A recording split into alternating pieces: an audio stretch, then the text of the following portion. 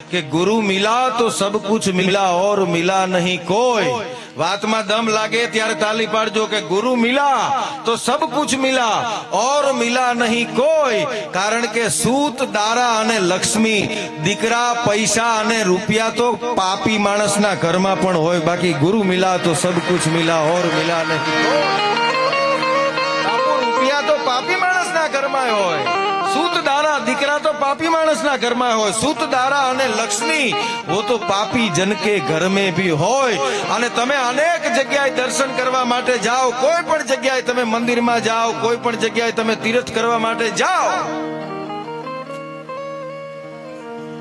પણ મંદિરની અંદર બેઠેલો પરમાત્મા મને તમને કદાચ ઓળખાય કે ન ઓળખાય, પણ એની ઓળખાણ કરાવવા વાળા સદગુરુ જે બેઠા છે ને ઈ આપણને પરમાત્માની ઓળખાણ કરાવે, એટલે ઈ આપણો જીવતો જાગતો ભગવાન છે। અને એટલા માટે કબીર સાહેબ તો એમ કે છે કે ગુરુ और गोविंद दोनों खड़े किसको लागू पाए। એક વાર મારી નજરની સામે મારો પરમાત્મા અખિલ બ્રહ્માંડનો માલિક પરિબ્રહ્મ પરમાત્મા ભગવાન પોતે આવે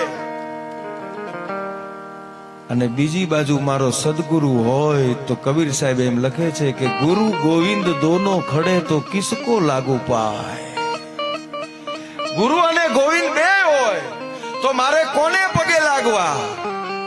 તો કબીર સાહેબ એમ કે છે કે બલિહારી ગુરુ આપકી કે તમે ગોવિંદ દિયો બતાય, પહેલા હું મારા ગુરુને પગે લાગુ, કારણ કે એને ગોવિંદ